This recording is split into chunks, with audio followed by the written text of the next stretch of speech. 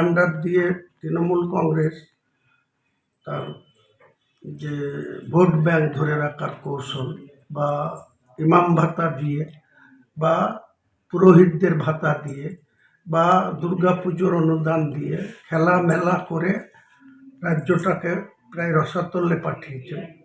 কারণ যখন 2011 সালের 13ই মে বুদ্ধবাবু পরাজিত হয়েছিলেন, তার মন্ত্রিসভা তার মেজরিটি হারিয়েছিলেন, তখন তৃণমূল কংগ্রেস নেত্রীর উপরে বাংলার মানুষ আস্থা রেখে তাকে একাই মেজরিটি দিয়েছিলেন 182 আসন, এবং সঙ্গে আইএনসি ন্যাশনাল কংগ্রেস 65টা লড়ে 42এর মধ্যে আমি ছিলাম। তো যাই হোক, সেটা অতীত হয়ে গেছে। আগামী দিনে লক্ষ্য বাংলার শান্তি, সম্প্রীতি, কর্মসংস্থানকে গুরুত্ব দেওয়া, সরকারি কর্মচারীদের যেভাবে ব্যবহার করা হয়, তাদের যে ডিএ আজও পর্যন্ত তারা কেন্দ্র সরকারের হারের থেকে রাজ্য সরকারের ডিএর অনেক তফাৎ।